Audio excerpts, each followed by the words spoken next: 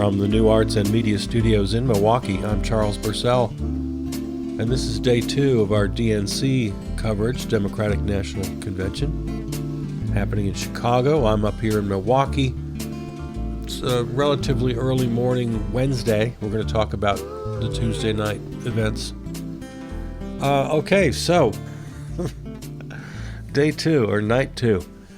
Kamala Harris and Tim Walz have a little rally up in Milwaukee over at Fiserv Forum, and they expunged the demons, I guess, that were left over from the Republican convention just a couple of weeks ago.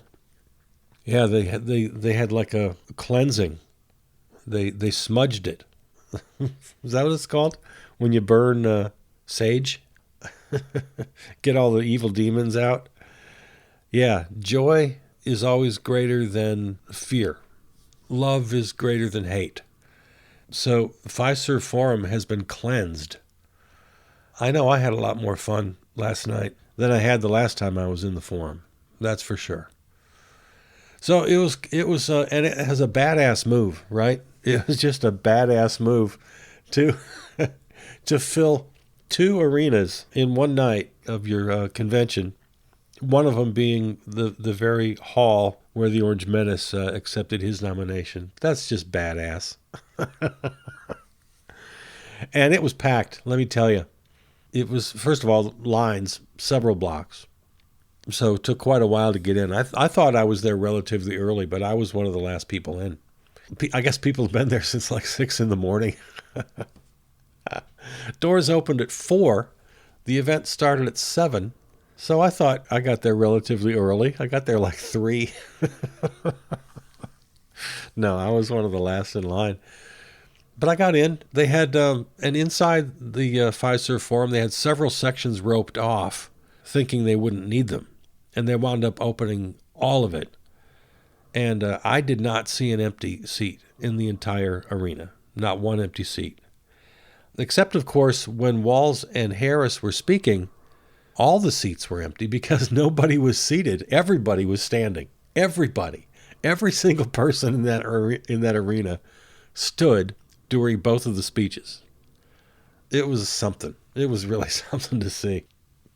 So it started, the evening started with a kind of a dance party while everybody's filing into their seats. And there was a DJ down on the floor and spinning some pretty good tunes, and everybody was dancing, and it was fun.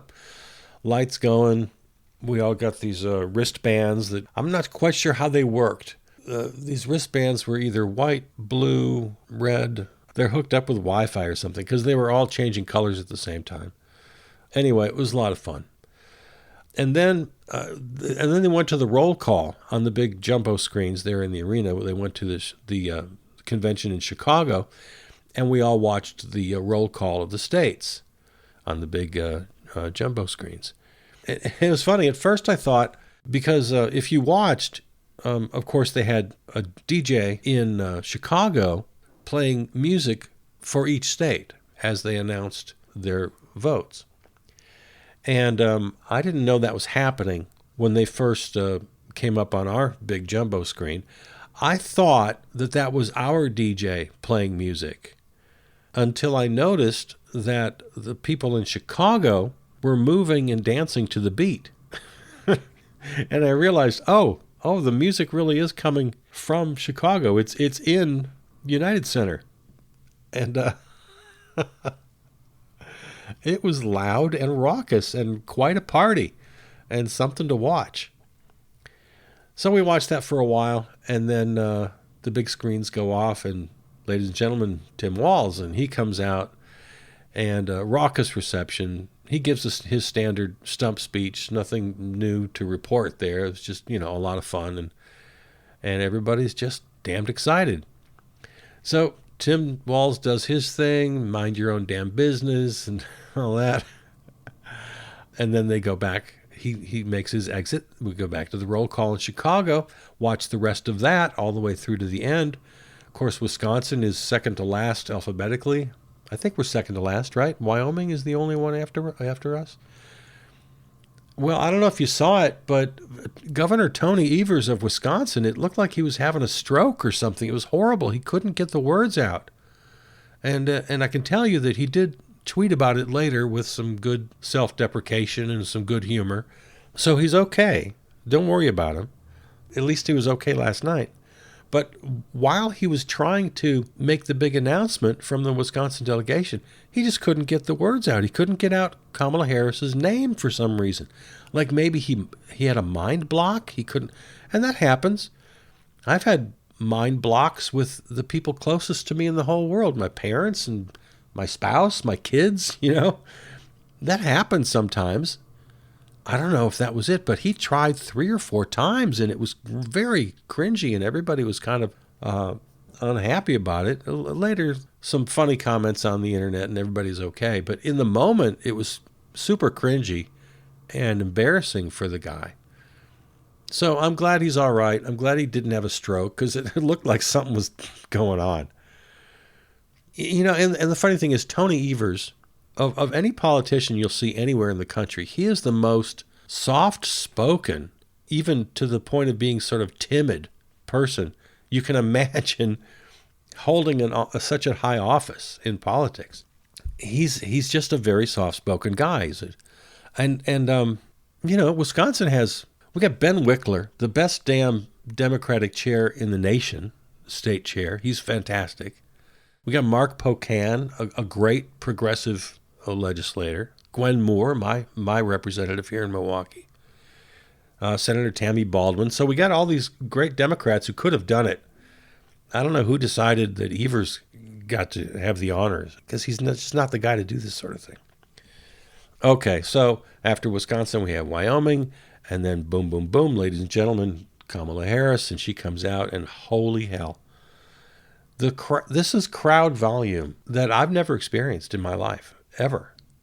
Her entrance, and several times while she was speaking, and toward the end, of course. Yeah, this is rock star kind of stuff. The forum holds 18,000 people for concerts, so I guess that was about where we were last night, at about 18,000 people. And it's the kind of volume that made my teeth shake. It made my eardrums kind of contract. Have you ever experienced that? When something is so loud, you almost have like an automatic mute control in your eardrum. I could literally like feel it change shape, and the volume went down suddenly, because it's like my ears and my brain were reacting to this sound that it had never encountered before. I mean, and I've been in rock bands, I've heard loud, nothing like this. All right, so badass move on the part of the Democrats to put it right in, to rub the Orange Menace's face in it, fill up Fiserv Forum while United Center is already filled up. Oh man, that's something. So we'll see if this momentum continues, because it ain't going anywhere right now. It's still on an upward incline. This is crazy. All right, so I walked home. I put in my earplugs and listened. I got out just in time to hear most of Bernie's speech. I went back and listened to the whole thing. And I heard at some point in the evening, I forget when, I heard Stephanie Grisham, who was Trump's last press secretary. Remember her? She's the one who never gave a press conference, ever, for like a year and a half. Before she was press secretary, she was chief of staff to Melania. And she quit on January 6th because, in her words, she just, she couldn't do it anymore. And she just gave a very brief little, 5-minute speech to the convention. But she was one of several Republicans who spoke.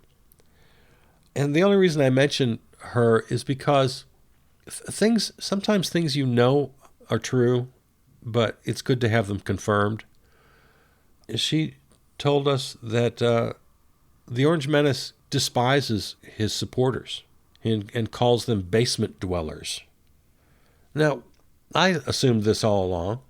It's not surprising. It's nice to have it confirmed by someone who's right there in the room. She also quoted the Orange Menace. Quote, It doesn't matter what you say, Stephanie. Say it enough, and people will believe you. There again, no surprise. Of course we know this, but good to have it confirmed. She asked in the White House on January 6th to put out a statement. She suggested, let's just say we respect the right to protest, but there's no place for lawlessness or violence. They wouldn't let her. They just flat out, no, you can't release a statement like that. Nope, not going to happen. So anyway, not the biggest highlight of the night, but I just thought I'd mention it because, again, it's good to have these kind of things confirmed. And, maybe one or two people in each precinct of Wisconsin heard that. We keep hearing how 2 and 3 people per precinct can make the difference. And, that's the math. So if Stephanie Grisham made some impression on some impressionable Republicans or independents, then that's great. Okay, Bernie Sanders, you guys, he's like the last Democrat. And he's because he's not a Democrat, he's a socialist. He's a sewer socialist. He's exactly what he is. But, he's the last Democrat. Universal health care is a human right. He's the only person. He's the only person from that podium, the only person on that stage in this convention you'll hear say that. And yet the American people, that's what the American people believe. It's what every civilized country believes. You're not going to hear Kamala Harris say that. What does she say? She wants health care to be more affordable. She'll even say things like more affordable for the middle class. I mean, come on. Bernie was just right. He was just Bernie. And so healthcare is a human right. Free college tuition, paid family leave, tax the rich. 60% of Americans are living paycheck to paycheck. Not going to hear any of this kind of language from the podium because, I don't know, they think that that's a losing message. So thank goodness they let Bernie have a primetime spot. We got to get, Bernie's 80 plus years old. I forget how old he is, 82 maybe, something like that. We got to get some Bernie successors here. We got to have some people on the bench. We talked about AOC the other day, but he's the last Democrat. After him, we've got these centrists. So, AOC, whoever can rise to the occasion. We need a much stronger progressive bench. Because he was fantastic last night. And, as you and I have talked about at great length, he's supporting Harris exactly the way he supported Biden. He understands they have two different visions. But he worked with Biden. He knew he could work with Biden, and he did. And he accomplished great things by pushing Joe Biden. And his attitude is exactly the same with Kamala Harris. I mean, compare Harris's recent comments from her stump speech and from her economic address last week. Compare that to Bernie. She calls it an opportunity economy where everyone can compete. Okay, that sounds great, but it's so tepid. Of course. I mean, who could argue with that? Nobody. Of course, we all want opportunities. And where everyone can compete? No. I'm not going to compete with my neighbor when it comes to the education of our kids. There's no place for competition when it comes to educating children, feeding the poor, healing the sick. There's no competition. You do it. You just do it.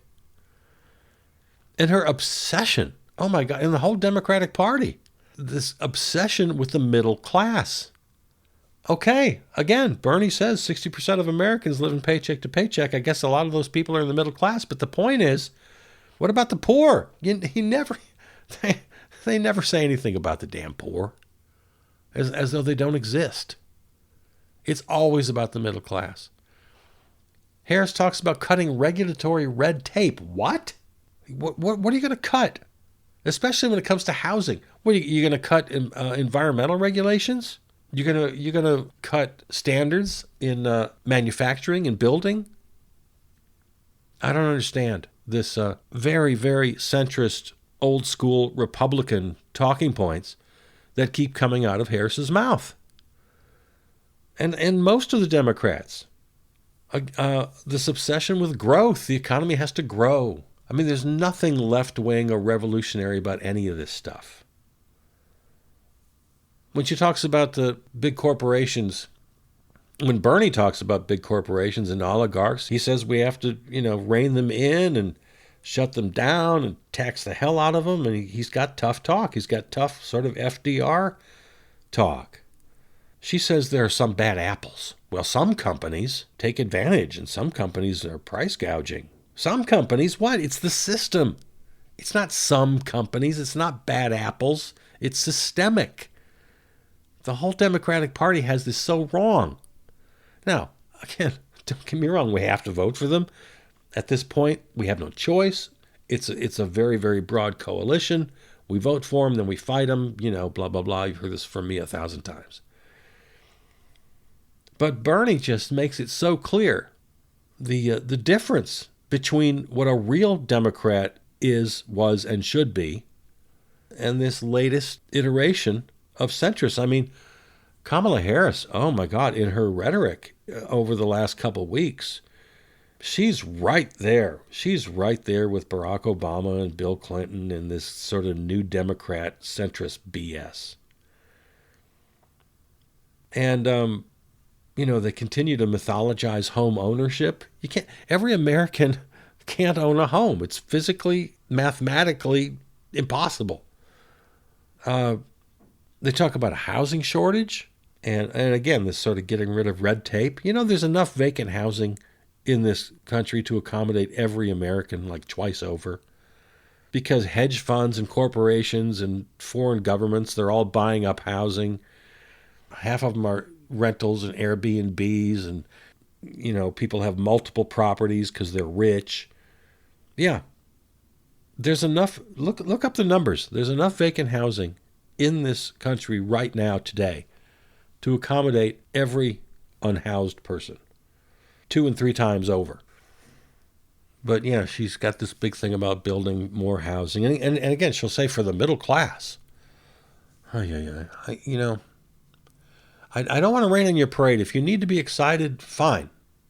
But we can't allow Democratic candidates and politicians to say things like, we want you to keep more of your hard-earned money. That is an old school Republican line, and that's a verbatim quote from Kamala Harris. Keep more of your hard-earned money. That's not what it's about. Anybody making under like $75K shouldn't pay a penny in taxes. Depending on where you live, $75K is practically poverty wages. If you live in a very expensive city, maybe you're married up and you got 2 or 3 kids, $75K is poverty wages at this point. Again, depending on where you live. Now, if you're single, living in a really cheap area of the country, $75K will get you pretty far. Keep more of your hard-earned money. Yeah, an OG Republican. So anyway, we'll talk more about this. We still have to get into her Kamalanomics. Is that what we're calling it? We'll get more into that. I want to finish up on last night. I'll say, okay, so Kamala Harris finishes at the Pfizer Forum. Very good. My ears do weird things because it's hearing a level of decibels it's never encountered before. I walk home, I listen. Again, Bernie, that's what got me started there. I got home in time to see Michelle and Barack Obama. And again, OG Republican, neoliberal, New Democrat crap. Very emotional. And the crowd is with them and everybody's going bonkers. And, but so much sentimentality, platitudes. Again, if I hear the word opportunity one more time, I'm just going to scream. Part of this attitude is just so obsessed with these again, sentimental platitudes. This all, parents sacrificing for their children and hard work and values and the promise of America. Ugh, I'm so bored with it. There's nothing revolutionary about any of this. Michelle Obama had one passage that was particularly moving because she was talking specifically about her experience as a black woman growing up in a black family and not having the opportunity to accumulate generational wealth. And that is a message that absolutely speaks to the racism of America. In the context of race, it's a perfectly legitimate complaint. The opportunity to accumulate generational wealth was stolen from black Americans. It was an advantage that white European Americans have had since the founding of the nation. The problem is, it's a notion, it's a concept that, again, everyone can't share. It shouldn't be doled out by race, of course, but not every family can have generational wealth. It's economically, physically impossible. It's just impossible. So to be constantly romanticizing and mythologizing about generational wealth just turns my stomach, because it reaffirms this system that wealth can be accumulated and then hoarded in a family. No, because I'm a social anarchist and I believe in equity. If everybody could have it, I'd be for it. But everybody can't have it. And again, this mythologizing about hard work and sacrifice, screw that. Screw that. Tired of working hard. Every generation says the same thing. Oh, well, parents sacrificed for their children. When does that cycle end? When do the parents get to have a life? This misses the lead here. Of course, a parent or a single parent who sacrifices for their children is a good thing. But the real story is, why is this poor, trod-upon parent having to suffer and sacrifice and work 2 and 3 jobs and give up everything about their life and never travel so their kids can and never advance so their kids can? That's BS, man. What is that? That's not something to romanticize and mythologize. That's something to stop, to put an end to. Hard work and sacrifice, screw it. Less work, less sacrifice. Let's get together. Let's have some mutual aid. Let's live together. Let's help each other. This is a very wrong attitude. There's nothing revolutionary at all about the Democratic Party, except for Bernie and AOC and the Progressive Caucus. And even they are they get criticized by the capital L left all the time, by my people. I praise them because they're getting things done. They're practical. They're sewer socialists, and that's why I like them.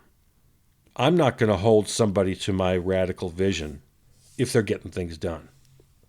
But there's a huge difference. Oh my God, there's just such a gap between the New Democrat, neoliberal, Clinton, Obama, Harris wing and actual progressives like Bernie. And then even a wider chasm if you take it to social anarchists like me and my buddies. I mean, a real revolution, what we want to hear is healthcare, as Bernie says, is a universal human right, as is education, as is safety, as is housing, as is nutrition, even leisure. These are rights. These are universal human rights. And I don't care how people get them, they deserve them. And I don't care if they lay on their couch all day. I don't care if, you know what? We don't judge anybody. They're human beings born onto this planet, and they deserve their basic rights. I don't care who they are. I don't care how hard they work. I don't care how lazy they are. It doesn't matter. They're human beings living on this earth. I don't want the opportunity to afford my rights. No, I don't want the opportunity to afford good health care or good housing or decent nutrition or a damn vacation with my family once in a while. I don't want the opportunity to afford them. I want them.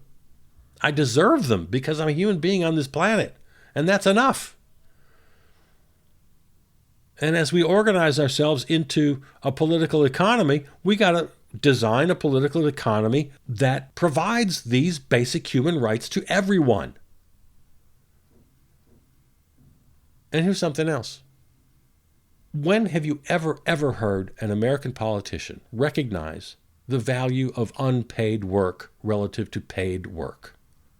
This division we have between the two is so fundamental in our political philosophy that we don't even see it anymore. Some poor schmuck who never made a penny in his life, but he did all the unpaid labor, he or she, taking care of kids, being a good person in the community, just, getting things done. All the unpaid work of life. Just getting from sunrise to sunset, getting food in your belly and food in your children's bellies, and keeping a roof over your head and washing the dishes and doing the laundry. Just all the unpaid work of this world. Gets no value. Zero. It gets zero value. Yeah, we need more revolutionary thinking, and it's not anywhere to be found in these two parties. Yeah, we have to vote for the Democrats. We absolutely have to, because the Orange Menace and the MAGA fascists are so over-the-top bad. But man, this constant mythologizing and hero worship of sacrifice, and then we get into mythologizing about the leaders. All this. We have to talk about the candidates as though they're the second coming of, they're a cross between Tom Hanks and Mother Teresa and George Washington. I'm tired of all this mythologizing. And this is on my mind because Barack and Michelle Obama, they're just all about that. And the convention generally, we had to hero worship Joe Biden the night before, and all this mythologizing about Kamala Harris's biography, and oh my God, Michelle's mother and Kamala's mother were just so, everybody's got to be so over the top, perfect and wonderful and loving and hardworking. And you know what? That's not who we are. We're all screwed up in 100 different ways. All of us. Most of us come from dysfunctional families. Why do we have to create these weird myths about ourselves to get ourselves worked up to elect a president? I mean, this is so screwy. You know what I thought about last night? I thought about Bill Murray and his great speech in the movie Stripes. Stay with me here. When I was just saying about how we're all screwed up. Do you remember his speech? I'm looking at it right now. Some of the quotes from that speech. We're all very different people. We're Americans. You know what that means? That means that our forefathers were kicked out of every decent country in the world. We are the wretched refuse. We're the underdogs. We're mutts. We're mutants. There's something wrong with us. There's something very, very wrong with us. Something seriously wrong with us. And that's who we are. We're Americans. We're screwed up 100 different ways. And why can't we just admit that about ourselves and just embrace it and just do our best? And if we're going to build a government and an economy, we got to build it based on the nuts and bolts of best practices instead of relying on this mass hypnosis and this self-mythologizing where we all get all worked up and teary-eyed and filled with, we can dream big. We can create great myths and stories. We can laugh and we can cry and we can emote all we want. But you know what? Let's do it in our art. Let's do it in our lovemaking. Let's do it, in church if that's your thing. Do we have to go through this every 4 years to elect a decent candidate?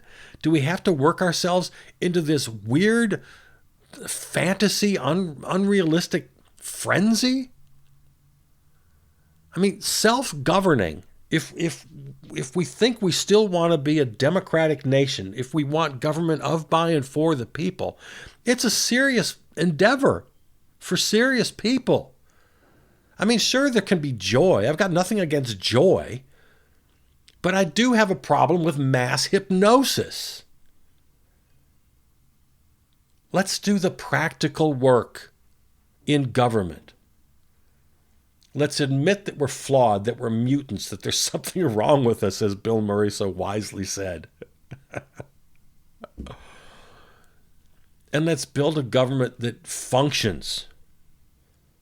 A self-governing democracy that we're supposed to have.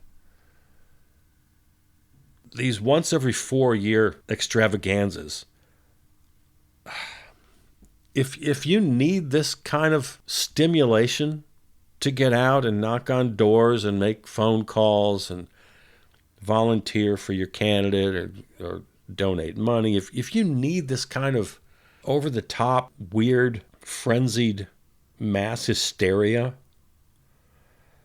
all right, okay, I guess.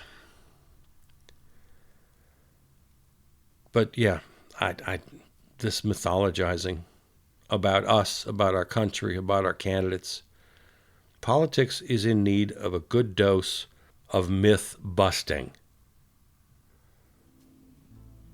But this is the way we do it. I don't know. I hope it's not forever. All right, those are my thoughts on day 2 of the Democratic National Convention. I'm talking to you right now, recording this on Wednesday morning. I'll keep an eye on things again tonight and talk to you tomorrow morning again. All right. I love you. Take care.